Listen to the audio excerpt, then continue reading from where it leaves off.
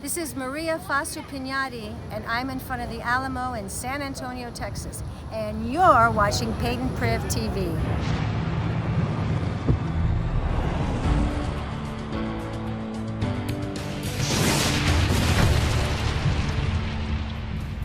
Welcome back to Payton Priv TV and another special episode of NFL Free Agency.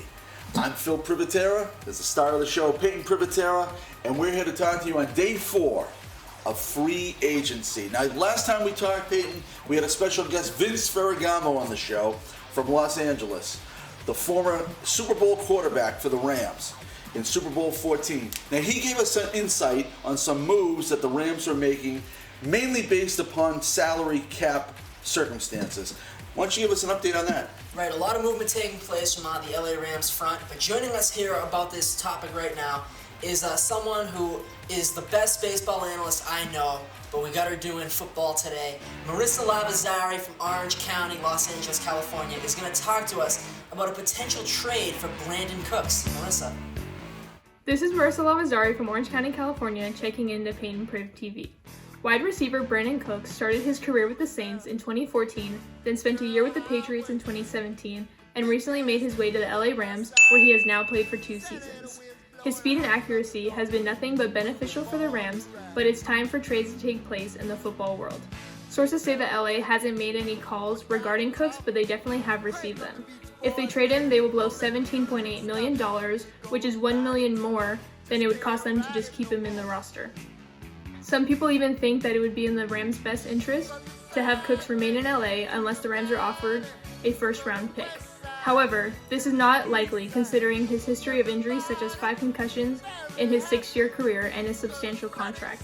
But in the end, if the Rams do have to let go of any of their receivers, it is in their best interest for it to be Brandin Cooks. Thank you. Marissa, thank you for coming back on. We love having you here. I have to agree with you in that case that Brandin Cooks is an injury-prone player. He's had 5 concussions since becoming a professional. So the Rams have a couple of deep threats on that wide receiver core. If they have to get rid of anybody, I think it's okay to be Brandin Cooks. So I agree with you from that standpoint. Thank you, Marissa. And now we're going to go a little bit closer to the East Coast, and we're going to pick it up in Cleveland, where there happens to be a quarterback controversy. Yeah, on day 1 of free agency, the Cleveland Browns signed Case Keenum to a 3-year contract. Keenum, if you remember, took the Vikings 1 game shy of making it to the Super Bowl a couple seasons ago. Had some rough stints in Denver and Washington, but Cleveland could be the next chapter for him, or he could just be a veteran backup quarterback brought in to, be the backup to Baker Mayfield. We don't know. Here to talk to us a little bit about that is Cleveland, Ohio native Lily Chapman. Hello everyone, my name is Lily Chapman and I'm on Payton Priv TV. I would just like to say that what an honor it is to be here. Thank you very much, Payton, for this opportunity. And so I'm from Cleveland, Ohio. I'm currently in the great Cornland itself, as you can see. And Cornland, as we all know, is home to the Browns. And so recently there could be a new quarterback controversy in Cleveland. So the Browns recently signed 2017 breakout star Case Keenum for 3 years, which is interesting because they still have first-round pick Baker Mayfield for 2 more years. So at first glance, it would seem as though Keenum is being brought in as a veteran backup. But I think after the preseason, we're going to be asking ourselves, is Baker Mayfield even the best quarterback in Cleveland? Thank you very much. I'm Lily Chapman. You're watching Payton Priv TV. Please subscribe. Thank you, Lily. It's been great having you on the show. Great points. I think it's going to be good to see in the preseason there in Cleveland, see some good competition for that starting job. Maybe it's Baker Mayfield as a runaway. Maybe, there's going to be a clash and a butting of heads on these 2 great quarterbacks. We'll see what's going to happen. Now we want to move to the AFC East, where there's been some big moves happening in Buffalo. Payton, why don't you tell us what's been happening up there and give us your reaction? All right, so with the departure of Tom Brady from the New England Patriots, the AFC East would seem to be wide open. Here to talk to us a little about what's been happening, New York, Buffalo.